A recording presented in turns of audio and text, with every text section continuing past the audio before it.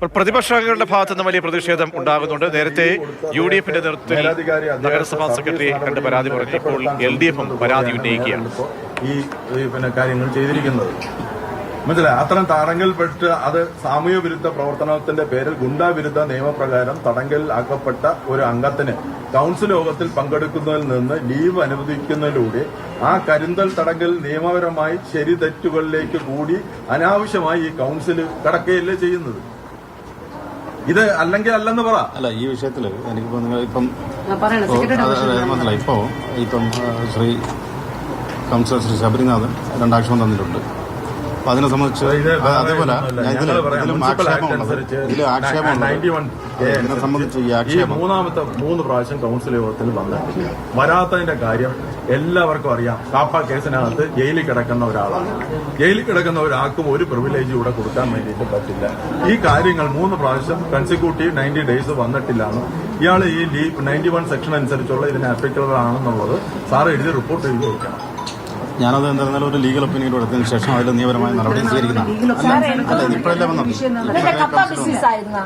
കപ്പയിൽ പിടിച്ചോളൂ. കപ്പ ബിസിനസ് ചെയ്തതിൽ പിടിച്ചോണ്ട് പോയ ആളല്ല. ഇത് കാപ്പ കേസിലെ പ്രതിയാണ്. അത് നമ്മളറിയണം. നമ്മളെപ്പോലെ ആളുകൾ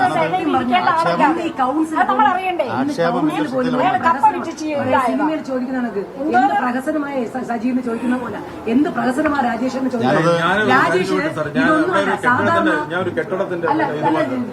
സാധാരണ ഒരു കൌൺസിൽ യോഗത്തിൽ ആദ്യം നമ്മൾ എന്താ ചെയ്യുന്നത്? അനുശോചനം രേഖപ്പെടുത്തും. രണ്ടാമത് അവധിക്കുള്ള അപേക്ഷ വയ്ക്കും. അതിൽ നിന്ന് വ്യത്യസ്തമായി ഇന്ന് ഒരു പ്രഹസനം പ്ലാൻ ഫണ്ട് പോലും ഇല്ല. കഴിഞ്ഞ ദിവസം സമരം 37 കോടി രൂപയാണ് നിങ്ങൾ തിരുവനന്തപുരം കോർപ്പറേഷന്റെ ഈ വർഷത്തെ ഫണ്ട് വിഹിതം. ആ ഫണ്ട് പോലും ഇല്ലാത്ത സാഹചര്യത്തിൽ 300 കോടിയുടെ എന്ത് ബഡ്ജറ്റിന്റെ കാര്യം ഇയാൾ പറയണത്? ഇത് എവിടെ ഡിസ്കസ് ചെയ്തിട്ടാണ്? ഇത് എന്ത് കാര്യത്തിലാണ് ഇയാൾ സൂചിപ്പിക്കുന്നത്? ഇത് അവിടെ ഹെറിറ്റേജ് ഏത് ചട്ടപ്രകാരമാണ് സുഗതന് അവധി അനുവദിച്ചത്? മുനിസിപ്പൽ ആക്ടിൽ എവിടെയാണ് ഇങ്ങനെ കാപ്പ കേസ് പ്രതിക്ക് അവധി നൽകണം എന്ന് പറയാൻ ഉള്ള സാഹചര്യമുള്ളത് എന്നടക്കം ഉയർത്തിക്കൊണ്ടാണ് പ്രതിപക്ഷത്തു നിന്നും UDF-ഉം LDF-ഉം ചോദ്യങ്ങൾ ഉന്നയിക്കുന്നത്. നഗരസഭാ സെക്രട്ടറിക്ക് മുൻപാകെയാണ് ഈ പരാതി വന്നിരിക്കുന്നത്. ഇപ്പോൾ അമൽ തേനമ്പറമ്പിൽ ചേരുന്നുണ്ട്. അമൽ, അപ്പോൾ ഇതിനൊരു ക്ലാരിറ്റി വേണം. നിയമപരമായിട്ടുള്ളൊരു പ്രശ്നമായി ഇത് മാറുന്നുണ്ടോ? കാരണം മുനിസിപ്പൽ ആക്ട് വെച്ചാണ് ഇങ്ങനൊരു അവധി നൽകുന്നത്. അതിലൊരു വിവേചനാധികാരം മേയർക്കുണ്ട് എന്ന് മേയർ സ്ഥാപിക്കുമ്പോൾ മറിച്ചുള്ള ചോദ്യങ്ങൾ വരികയാണ്. എവിടെയാണ് ഈ ആക്ടിൽ പറയുന്നത് കാപ്പ കേസ് പ്രതിക്ക് ഇങ്ങനൊരു അവധി നൽകാൻ കഴിയുമോ? മുൻകാല ചരിത്രമൊക്കെ തന്നെ ചൂണ്ടിക്കാട്ടുന്നുമുണ്ട്. അപ്പോൾ ഈ വിഷയം എങ്ങോട്ട് പോകുന്നു?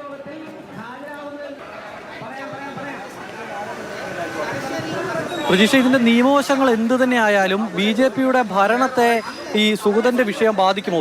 സുഗതന്റെ ഒരു അസാന്നിധ്യം തിരുവനന്തപുരം കോർപ്പറേഷന്റെ ഭരണത്തെ ബാധിക്കുമോ? BJP ഭരണത്തെ ബാധിക്കുമോ എന്നുള്ളതായിരുന്നു ചോദ്യം.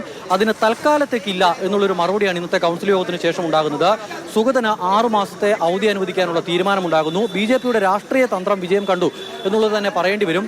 കോൺഗ്രസിന്റെ വിമതനായി മത്സരിച്ച് വിജയിച്ച സുധീഷിനൊപ്പം കൂട്ടി 51 പേരുടെ പിന്തുണയോടുകൂടി 100-അംഗ കൗൺസിലിൽ ഈ തീരുമാനം പാസ്സാക്കിയെടുക്കാൻ BJP-ക്ക് കഴിഞ്ഞു, VV രാജേഷിന് കഴിഞ്ഞു എന്നുള്ളത് വളരെ പ്രധാനപ്പെട്ട കാര്യം തന്നെയാണ്. അതോടൊപ്പം തന്നെ കോൺഗ്രസിനെ സംബന്ധിച്ച് രാഷ്ട്രീയമായി ഒരു പ്രതിസന്ധി സൃഷ്ടിക്കാൻ പോകുന്ന ഒരു വിഷയം കൂടി ഇന്നിപ്പോൾ കൗൺസിലിൽ ഉണ്ടായിട്ടുണ്ട്.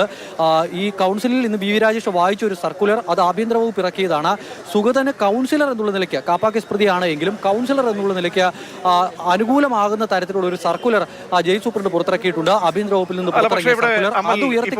നഗരസഭാ സെക്രട്ടറിക്ക് മുൻപാകെ ഈ കാര്യങ്ങൾ പ്രതിപക്ഷം ഉന്നയിക്കുമ്പോൾ എന്താണ്? അല്പസമയം മുമ്പ് നമുക്ക് ODA പ്രകാരമാണെങ്കിൽ നഗരസഭാ സെക്രട്ടറി പറയുന്നു, നിയമോപദേശം തേടിയ ശേഷം ഞാൻ ഇക്കാര്യത്തിൽ ഒരു ക്ലാരിറ്റി വരുത്തി നടപടിയെടുക്കാമെന്നൊരു ഉറപ്പാണ്. അപ്പോൾ അവിടെ ഒരു സംശയമുണ്ടോ ഈ നഗരസഭാ സെക്രട്ടറിക്കും? മുനിസിപ്പൽ ആക്ടിൽ എന്തൊക്കെ കാര്യങ്ങൾ പറയുന്നു, ഇത്തരം സന്ദർഭങ്ങളിൽ എടുക്കേണ്ട കാര്യങ്ങൾ, ഇത്തരമെന്ന് പറയുമ്പോൾ എന്താണ്? 3 കൗൺസിൽ യോഗത്തിൽ പങ്കെടുക്കാൻ കഴിയാതെ വരുമ്പോൾ അവർക്കെതിരെ നടപടി മറ്റ് തദ്ദേശ സ്ഥാപനങ്ങളിലും മുൻകാലങ്ങളിലൊക്കെ എടുത്തിട്ടുണ്ട്. അപ്പോൾ അക്കാര്യത്തിൽ ഒരു ക്ലാരിറ്റി ഇല്ലാതെ പോകുന്നുണ്ടോ നഗരസഭാ സെക്രട്ടറിക്ക്? അങ്ങനെയെങ്കിൽ ഒരു ക്ലാരിറ്റി വരുത്തേണ്ടത് നിയമപരമായിട്ടുള്ള പ്രശ്നമായി ഇത് മാറുമോ? ആ നീക്കം പ്രതിപക്ഷത്തിൻ്റെ സൈഡിൽ നിന്ന് ഉണ്ടാകാനുള്ള സാധ്യതയുണ്ടോ?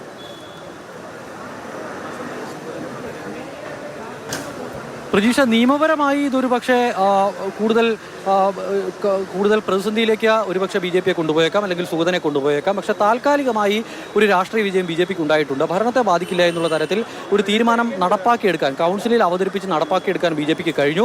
പക്ഷേ ഈ ഒരാൾക്ക്, ഒരു കൗൺസിലറുടെ അയോഗ്യത സംബന്ധിച്ച കാര്യത്തിൽ മുനിസിപ്പൽ ആക്ടിൽ കൃത്യമായി കാര്യങ്ങൾ പറഞ്ഞു വെക്കുന്നുണ്ട്. മുനിസിപ്പൽ ആക്ട് 1994 സെക്ഷൻ 91, ആ സെക്ഷൻ 91 ഒരാളുടെ ഈ വെക്കേഷൻ ആപ്ലിക്കേഷനുമായി ബന്ധപ്പെട്ടിട്ടുള്ള കാര്യം പറയുന്നത്. ഒരു കൗൺസിലറുടെ വെക്കേഷൻ ആപ്ലിക്കേഷനുമായി ബന്ധപ്പെട്ട കാര്യങ്ങൾ വിശദമായി പറയുന്നു. എങ്ങനെ ഒരു കൗൺസിലർ അയോഗ്യനാകും? തുടർച്ചയായി 3 കൗൺസിൽ യോഗങ്ങൾ പങ്കെടുത്തില്ലെങ്കിൽ അയോഗ്യനാകും. അതോടൊപ്പം തന്നെ 3 മാസങ്ങളിലായി നടക്കുന്ന കൗൺസിൽ യോഗങ്ങളിൽ 3 മാസങ്ങളിൽ നടക്കുന്ന കൗൺസിൽ യോഗം, അതിലിപ്പോൾ 1 ആകാം 2 ആകാം, ആ കാലയളവിൽ പങ്കെടുത്തിട്ടില്ല എങ്കിൽ അയോഗ്യനാകും. അങ്ങനെ 3 മാസത്തെ കാലയളവിൽ ഒരു കാലയളവ് അല്ല എങ്കിൽ 3 കൗൺസിൽ യോഗങ്ങൾ എന്ന നമ്പർ, ഇത് രണ്ടുമാണ് പറയുന്നത്. അത് സുഗതനെ സംബന്ധിച്ചിടത്തോളം ഇതിപ്പോൾ ഇന്നത്തോടു കൂടി കഴിയുകയാണ്. സുഗതന്റെ അയോഗ്യതയ്ക്കുള്ള സമയം ആയിരിക്കുന്നു. പക്ഷേ കൗൺസിലിന്റെ ഒരു വിവേചനാധികാരം, അല്ലെങ്കിൽ മേയറുടെ വിവേചനാധികാരം ഉപയോഗിച്ചുകൊണ്ട് സുഗതന് ലീവ് അനുവദിക്കുകയാണ് എന്നാണ് പറയുന്നത്. ലീവ് അനുവദിക്കാനും ചില കീഴ്വഴക്കങ്ങളും മറ്റുമുണ്ട്. ഒന്നെങ്കിൽ ഗുരുതരമായ ആരോഗ്യ പ്രശ്നങ്ങൾ ഉണ്ട് എന്നുള്ളത് കൗൺസിലിന് ബോധ്യപ്പെടണം, അല്ല എങ്കിൽ എന്തെങ്കിലും അസുഖവുമായി ബന്ധപ്പെട്ട